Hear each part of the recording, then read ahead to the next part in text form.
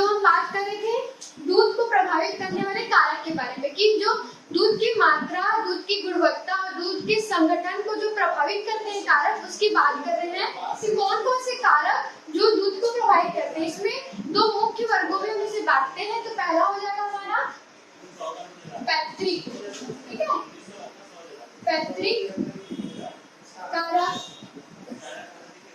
ठीक है, और दूसरा हो जाएगा, पहला हमारा हुआ पैतृक कारक, दूसरा होगा भौतिक, ठीक है, भौतिक कारक। पहला होगा हमारा पैतृक कारक, जिसमें आएगी जो पशु है, पशु की नस्ल, पशु की नस्ल, प्रजाति और उसका व्यक्तित्व, ठीक है, जिसको हम आगे पढ़ेंगे, ठीक है। तो पैतृक कारक में आएगा पशु की नस्ल, उसकी प्रजाति, उसका व्यक्तित्व होगा, उसके पैतृक कारक होंगे, जिसके बारे में हम आगे पढ़ेंगे अभी। और भौतिक कारक क्या हो सकता है? भौतिक कारक को भी दो भागों में हम देखेंगे, दो भागों में पुनः विभाजित करके देखेंगे, ठीक है। तो पहला होगा अनियंत्रित कारक या फिर नियंत्रित कारक। दो कारक देखेंगे, उसमें होगा, पहला होगा इसका अनियंत्रित, अनियंत्रित कारक, ठीक है। अनियंत्रित जिसे आप कंट्रोल नहीं कर सकते, जिसको आप नियंत्रित नहीं कर सकते, उसमें क्या होगा? पशु की आयु, ठीक है, उसमें क्या होगा? पशु की आयु, उसकी गर्भावस्था काल, ठीक है, गर्भावस्था, ठीक है, और क्या? ऋतु चक्र जो पशुओं में होगा, ऋतु चक्र, और क्या होगा? पशु का स्वभाव,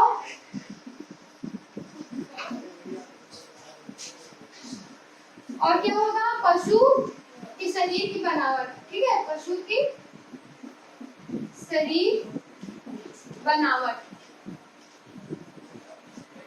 तो हमने आपको बताया कि अनियंत्रित कारक जिसे हम नियंत्रित नहीं कर सकते, ठीक है, जो दूध को प्रभावित करेंगे, ठीक है, जो कारक उसमें क्या हो सकते हैं? पशु की आयु, आप पशु की आयु को नियंत्रित नहीं कर सकते। अगर वो जब उसकी दूध का भी असर होगा, आयु बढ़ते के साथ दूध की मात्रा बढ़ेगी, बढ़ेगी, ठीक है, दूध देने की जो है गर्भावस्था, उस गर्भावस्था को आप नहीं नियंत्रित कर सकते। ऋतु चक्र, उसमें जो चक्र होता है, मासिक चक्र होता है, उसे आप नियंत्रित नहीं कर सकते, जिसका प्रभाव पड़ेगा। पशु का स्वभाव, पशु किस स्वभाव में है, कब किस स्वभाव का हो गया, उसकी क्या, उसका क्या नेचर हो गया, उसे आप नहीं नियंत्रित कर सकते हैं। कि पशु के शरीर की बनावट, वो जिस बनावट है उसे आप नियंत्रित नहीं किया जा सकता। अब इसके बाद हम देखेंगे अनियंत्रित कारक, सॉरी नियंत्रित कारक, ठीक है, जिसे आप नियंत्रित कर सकते हैं, नियंत्रित कारक, ठीक है। तो नियंत्रित कारक में क्या हो जाएगा? पशु का आहार, वो आपके ऊपर डिपेंड करता है कि आप पशु को किस टाइप का आहार दे रहे हैं जो उसके लिए अच्छा हो, ठीक है। और क्या हो सकता है? पशु का स्वास्थ्य, पशु के स्वास्थ्य को भी आप, पशु के स्वास्थ्य को भी आप नियंत्रित कर सकते हैं। और क्या हो सकता है? पशु का सफाई, ठीक है, पशु की सफाई, पशु की सफाई पर आप ध्यान देकर भी उसे नियंत्रित कर सकते हैं, ठीक है। और क्या हो सकता है? ग्वाले की सफाई, ग्वाले की सफाई, ग्वाले की सफाई पर भी आप ध्यान देकर आप इसे कंट्रोल कर सकते हैं, नियंत्रित कर सकते हैं। चौथा होगा दोहन की अंतराल, कि दूध दोहने का अंतराल, ठीक है, दोहन अंतराल, जिसे दोहन अंतराल कहते हैं। दूध दो मतलब दोहने के बीच की जो अवधि होती है उसे अंतराल बोलेंगे, दोहन का अंतराल, ठीक है। तो नियंत्रित किसको कर सकते हैं? पशु के आहार को, पशु के स्वास्थ्य को, ठीक है, पशु की सफाई में, ग्वाले की सफाई में, दोहन अंतराल, ये सबको हम नियंत्रित करके क्या कर सकते हैं? दूध को प्रभावित करने वाले कारक जो है उसमें आपने देखा पैतृक कारक जो पशु की नस्ल है, प्रजाति है, व्यक्तित्व रहेंगे, ठीक है। भौतिक कारक जिसको दो भागों में वर्गीकृत करेंगे, क्या क्या? अनियंत्रित कारक जो पशु की आयु, गर्भावस्था, ऋतु चक्र, ये सब हम नियंत्रित नहीं कर सकते, ये अनियंत्रित कारक है। दूसरा क्या हो गया? नियंत्रित कारक, पशु आहार, पशु स्वास्थ्य, पशु सफाई, ग्वाले सफाई, दोहन अंतराल, ये सब हो जाएगा, ठीक है। तो अब आप बात करते हैं एक एक उसमें जो आपने टॉपिक लिया पशु नस्ल की, ठीक है, पशु नस्ल की, प्रजाति की, व्यक्तित्व की। तो पशु नस्ल की बात करेंगे तो पशु की जो नस्ल होती है वो दूध की मात्रा या फिर उसकी गुणवत्ता को प्रभावित करने का एक महत्वपूर्ण कारण हो सकता है। कैसे? जो भी पशु की नस्ल होगी तो सबकी अलग अलग नस्ल होगी, जैसे हर पशु की अलग अलग नस्ल होगी, ठीक है। मैं आपको बताती हूँ एक एग्जांपल देके, जैसे कि जो गाय दूध अधिक देती है, ठीक है, जो गाय दूध अधिक देती है उसमें जो वसा की मात्रा न्यूनतम, वसा प्रतिशत होगा वो न्यूनतम होगा, ठीक है। और इसके विपरीत क्या होगा, जो गाय दूध कम देती है उसमें वसा प्रतिशत सर्वाधिक होगा, ठीक है। जैसे कि जो विदेशी गाय होती है वो क्या करती है, दूध अधिक देती है, तो दूध अधिक देती है तो इसमें क्या होगा, वसा प्रतिशत कम होगा। जैसे कि मैंने आपको बताया जो गाय दूध अधिक देगी उसमें वसा प्रतिशत कम होगा और जो कम दूध देगी उसमें वसा प्रतिशत अधिक होगा, ठीक है।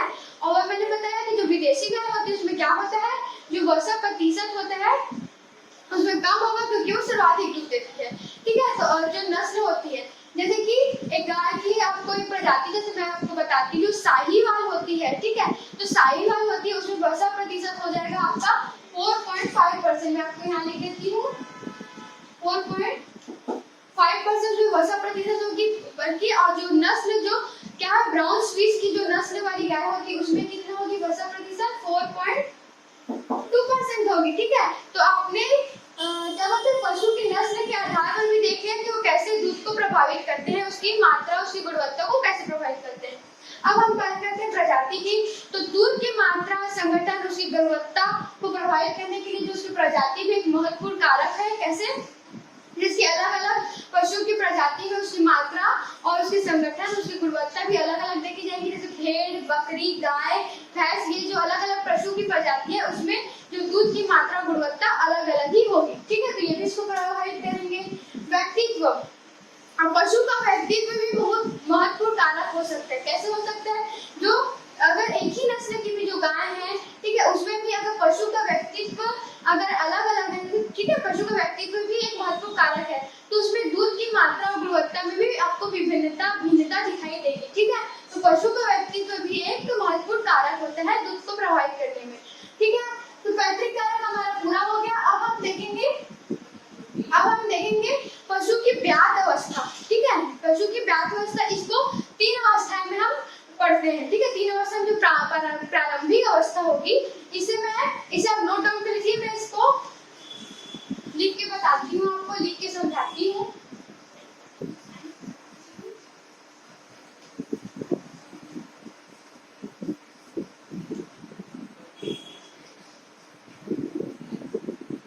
ठीक है, तो पशु की, इसे हम 4 नंबर डाल लेते हैं। पहला हो गया पशु की नस्ल, दूसरा पशु की प्रजाति और तीसरा पढ़े हमने पशु के व्यक्तित्व पढ़ लिया। अब पढ़ेंगे हम चौथा पशु की ब्यात अवस्था, ठीक है।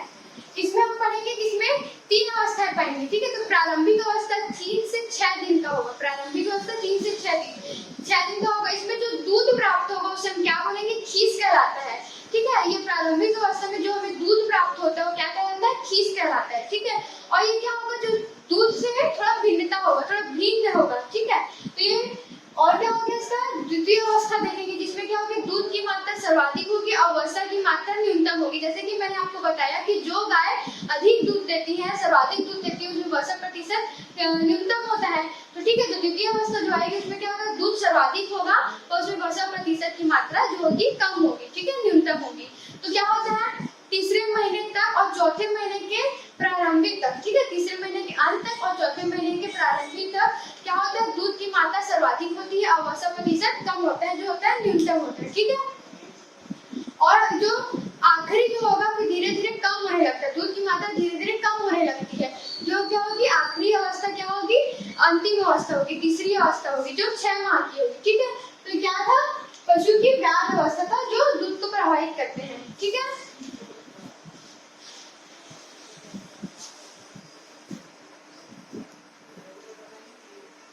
अब हम दूसरा देखेंगे, मतलब 5वां नंबर हो जाएगा कि पशु की आयु, ठीक है। अब हम देखेंगे पशु की आयु, ठीक है। प्रभावित करेंगी? तो जो प्रारंभिक जो होगा उसमें क्या है, उम्र बढ़ेगी पशु की, ठीक है। उम्र बढ़ने से निश्चित उम्र तक दूध क्या होगा, सर्वाधिक होगा, आपको दूध सर्वाधिक प्राप्त होगा। उसके बाद क्या होगा, एक निश्चितता आने के बाद आयु में फिर स्तर घटने लगेगा दूध का। फिर क्या होगा, मैंने आपको क्या बताया, जो प्रारंभिक होगा, ठीक है, प्रारंभिक में क्या होगा, दूध आपको सर्वाधिक प्राप्त होगा उम्र बढ़ने के साथ साथ। फिर उसके बाद क्या होगा, निश्चितता आ जाएगा, आयु में निश्चितता आ जाएगी। उसके बाद क्या होगा, फिर से स्तर घटने लगेगा, ठीक है। उसके बाद क्या होगा, जैसे जैसे आयु और अधिक बढ़ते जाएगी वैसे ही दूध की मात्रा और वसा की मात्रा घटती जाएगी, ठीक है। ये था कि पशु का आयु कैसे प्रभावित करेगी। अब देखेंगे कि दोहन की अवस्थाएं। दोहन की अवस्थाएं, ठीक है। तो क्या होगा, दोहन की अवस्थाएं कैसे प्रभावित करेंगी? तो दोहन में प्रारंभिक अवस्था में क्या होगा, जो वसा की मात्रा होगी वो न्यूनतम होगी और जीवाणुओं की संख्या क्या होगी, अधिक होगी, ठीक है। तो प्रारंभिक अवस्था में दोहन में क्या होगा, जो वसा की मात्रा है वो न्यूनतम होगी और जीवाणुओं की संख्या क्या होगी, अधिक होगी। अब दूसरी अवस्था की बात करते हैं दोहन में, तो उसमें क्या हो जाएगा, ऑपोजिट हो जाएगा, वसा की मात्रा अधिक होगी और जीवाणुओं की संख्या कम होगी, ठीक है। आप बातों को अच्छी तरह से सुनिए, मैंने आपको क्या कहा कि दोहन की अवस्थाएं कैसे प्रभावित करेंगी दूध को। तो प्रारंभिक अवस्था में क्या होगा कि जो वसा की मात्रा है वो न्यूनतम होगी और जीवाणुओं की संख्या अधिक होगी, ठीक। इसके विपरीत दूसरी अवस्था में क्या होगा कि जो वसा की मात्रा है वो सर्वाधिक होगी और जीवाणुओं की संख्या कम होगी। पर अंतिम अवस्था और तीसरी अवस्था में क्या होगा, जो वसा की मात्रा है, वसा की मात्रा अधिक होगी। अगर दूध दोहने का कार्य नहीं किया गया तो काफी अधिक वसा का नुकसान हो सकता है, ठीक है। अब इसके बाद हम देखेंगे दोहन अंतराल, ठीक है। दोहन अंतराल, जैसे कि मैंने आपको बताया है कि दोहन अंतराल भी एक प्रभावित करने का कारक है। कैसे, दूध को, कि दोहन अंतराल मतलब कि दो दोहन के बीच की अवधि, जो बीच का समय होगा वो दोहन अंतराल का रहेगा। अगर आप दो दोहन के बीच में 14 घंटे का गैप करते हैं, 14 घंटे की अवधि लेते हैं, तो सुबह की जो शाम के अपेक्षा जो सुबह का दूध होगा 40% अधिक दूध प्राप्त होगा, ठीक है। तो ये क्या होगा, दोहन अंतराल जो प्रभावित करता है दूध को। आप देखेंगे हम ऋतु का प्रभाव, ठीक है, ऋतु का प्रभाव।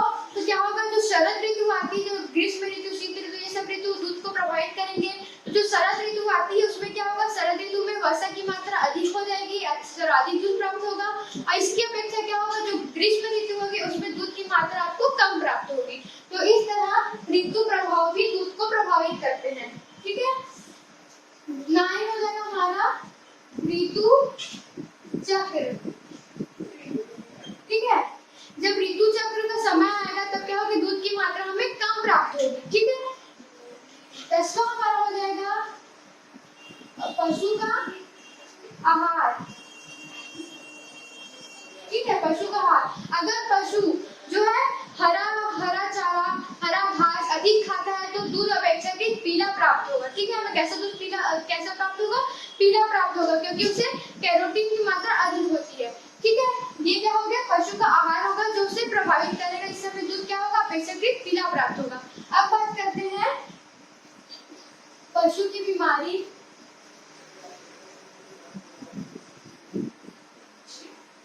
अगर पशु थैलेला रोग से पीड़ित है, मान लो, ठीक है, रोग से पीड़ित है, तो क्या होगा, उसमें लैक्टोज, वसा, प्रोटीन की मात्रा घट जाएगी, ठीक है, जो दूध को प्रभावित करेंगे। क्या क्या, प्रोटीन, लैक्टोज और वसा की मात्रा घट जाएगी। अपेक्षाकृत जो ल्यूकोसाइड्स होते हैं, जो ग्लोबुलिन होती है, उसकी मात्रा बढ़ जाएगी, ठीक है। तो क्या हुआ, हमने क्या देखा कि दूध को प्रभावित करने वाले कारक, जिसमें मैंने आपको बताया कि इसमें दूध की मात्रा, संगठन और उसकी गुणवत्ता के आधार पर हमने इसे 2 मुख्य वर्गों में बांटा था। जो था पैतृक कारक, जिसमें क्या होते हैं, प्रजाति, पशु की प्रजाति, पशु का नस्ल और पशु का व्यक्तित्व आया था।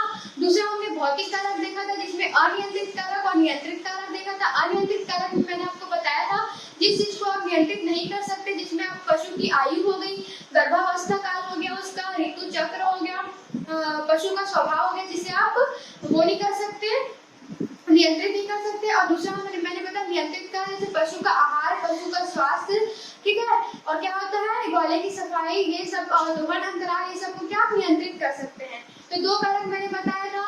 फिर मैंने आपको बताया कि पशु की ब्यात अवस्था जो दूध को प्रभावित कर सकते हैं, पशु की आयु, दोहन की अवस्थाएं, दोहन अंतराल, ऋतु प्रभाव, ऋतु चक्र, पशु आहार, पशु बीमारी, ठीक है। ये इतने जो टाइप्स है वो कैसे कैसे दूध की मात्रा, संगठन और उसकी गुणवत्ता को प्रभावित करते हैं। तो ये सब इसके कारक थे। तो आज की क्लास में हमने क्या क्या पढ़ा, हमने देखा कि दूध में पाई जाने वाली गंदगी, जो आंखों से दिखाई देने जाने वाली गंदगी थी, आंखों से न दिखाई देने वाली गंदगी थी। फिर वो गंदगी के स्रोत देखा कि उसके स्रोत कौन कौन से हैं, उसमें हमने बाहरी कारक, संपूर्ण कारक और आंतरिक कारक देखा था।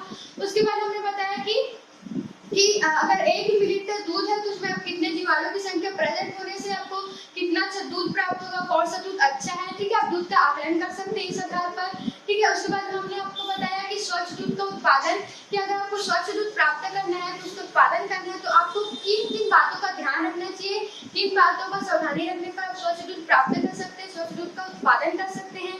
उसके बाद मैंने आपको बताया कि दूध को प्रभावित करने वाले कारक, इसमें 2 मुख्य बताया था। उसके बाद इतने सारे जो कारक है जो दूध को प्रभावित करते हैं। इस तरह ये जो चैप्टर है, जो क्लास है, यहीं पे खत्म होता है। मिलते हैं फिर हम नेक्स्ट वीडियो में नए टॉपिक के साथ। तब तक के लिए स्टे ब्लेस्ड। Thank you.